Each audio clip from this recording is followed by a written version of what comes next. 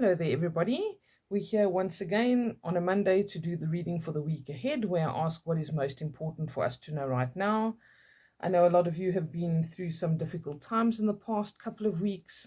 Some have had the loss of loved ones. Some have had other losses or things that are seemingly very, difficult to navigate or seem that they're unfair or unnecessary. We have had pretty heavy energies that we've been working with the past couple of weeks, but they should be kind of easing off now, and we should be seeing some shifts and moving towards something a little bit more positive. So let us see what the reading for the week ahead holds for us. Here we have the Carl Gray deck of cards called Keepers of the Light. You've probably seen me use this a couple of times. Like I always say, if you're new here, very, very welcome, and thank you for joining me. I'm going to see what is most important for us to know right now this week. Okay, quick shuffle.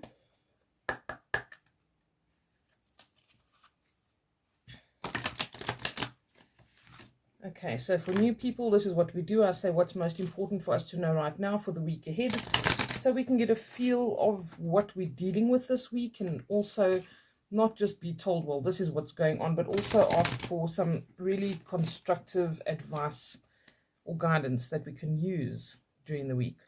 All right, so let's see what is the general energy of this week, please? What general energy are we dealing with this week? There we go.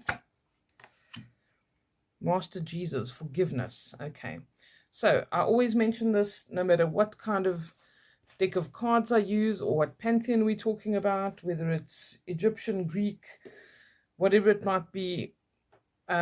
Here we have an archetype or a representation of something, and it's very important to take the essence of the message rather than try to label it with some kind of religious belief system or anything like that. It's very important to see that the message here is forgiveness. Okay, it says you are on the path of light, love, and forgiveness.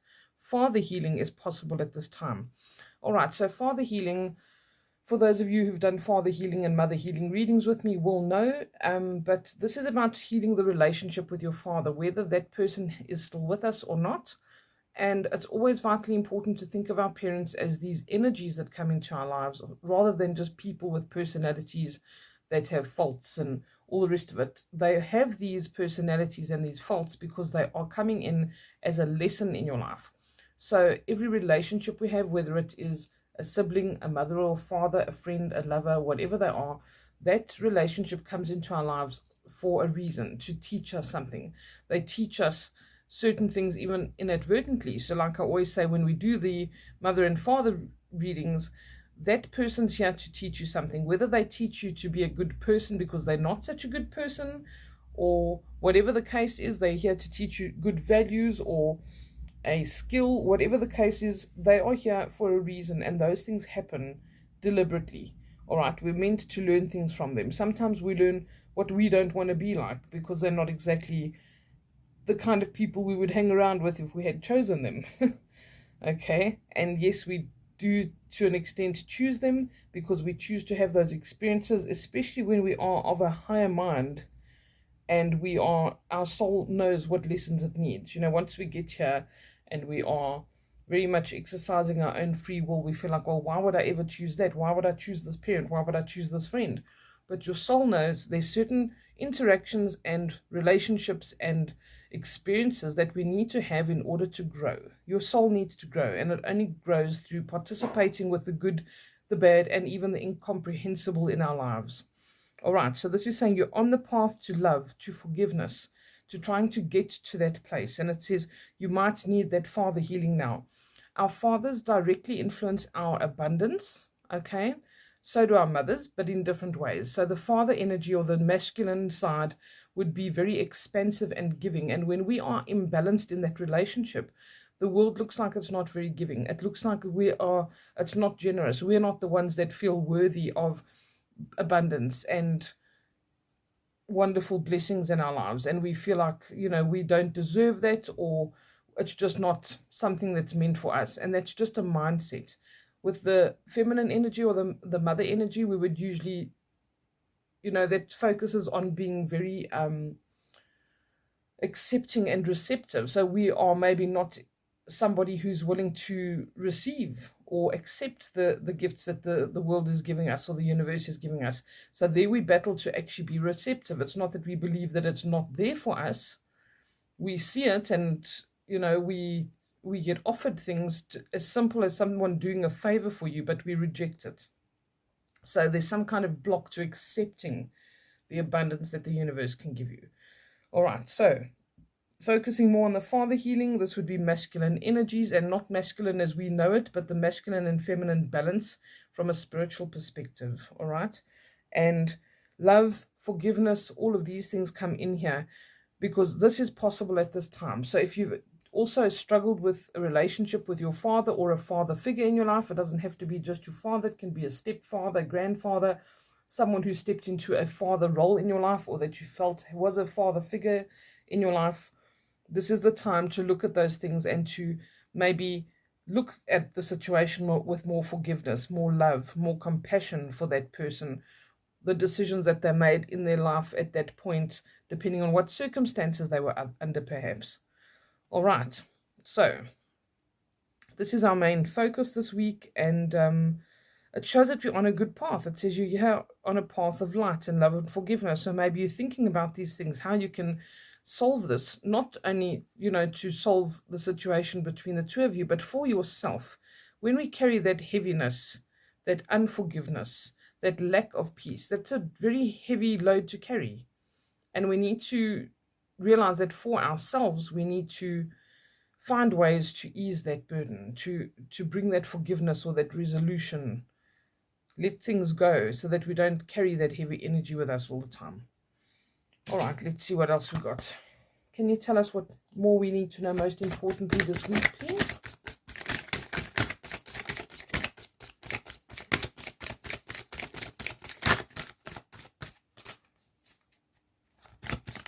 What else do we need to know right now, please? There we go.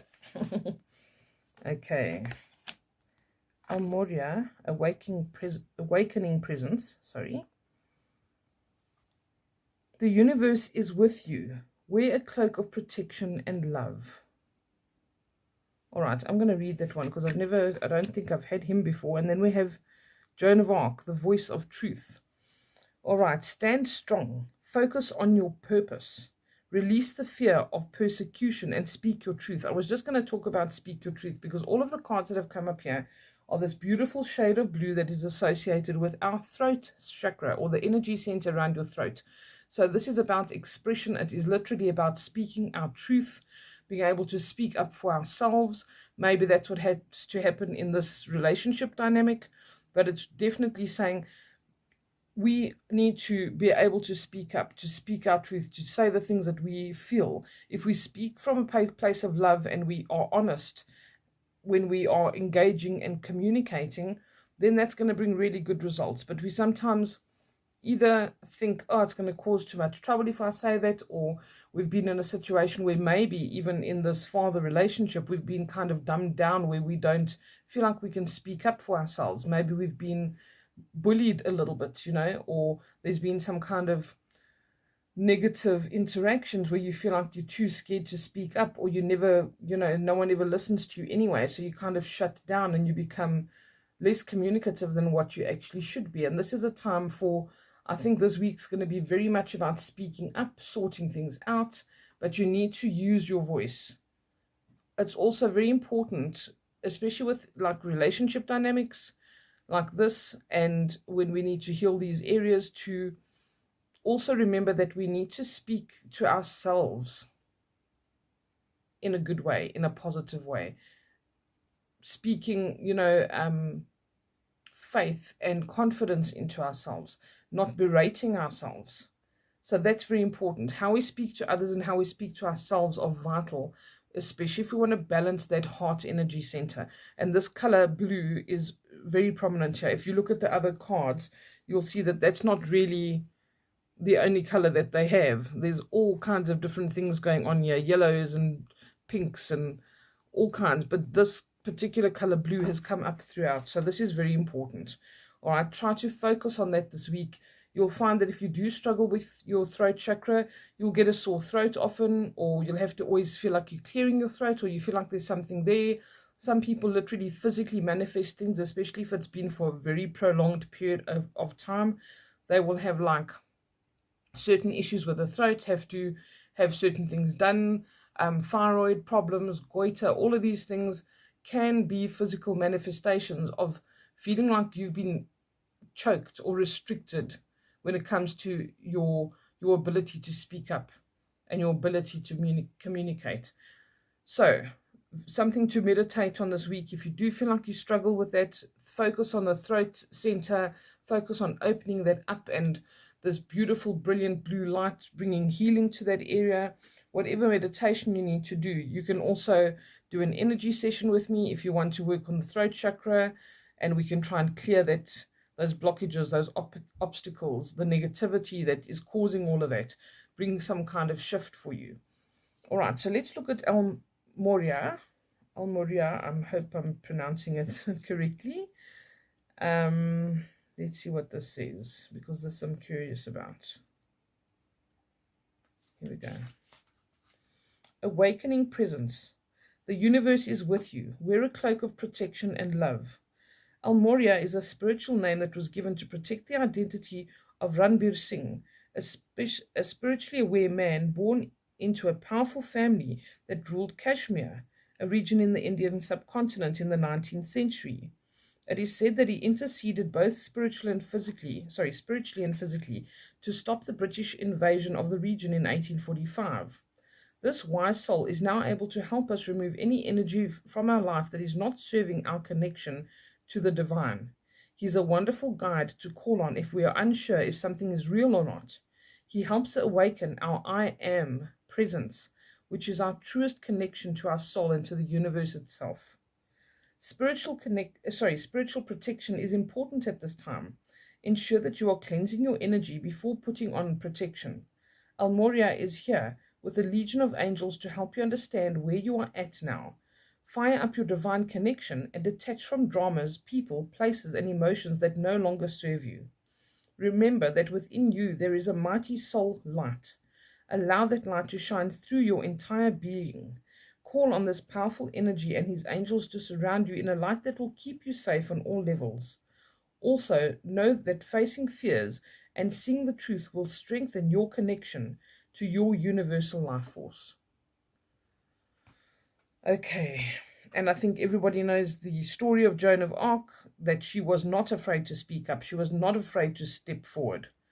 And it says, stand strong, focus on your purpose, release the fear of persecution and speak your truth. Don't be afraid to say what you mean and mean what you say, and be very strong in the things that you feel strongly about, that you feel compelled to do, and that you believe in, or that it's, means something to you. Don't let other people just dismiss that. Don't negate your own needs. If you have a belief system, or you are, doing something with your life that you think other people are not going to approve of, then I remind you, like I do every week, that your life is not a popularity contest.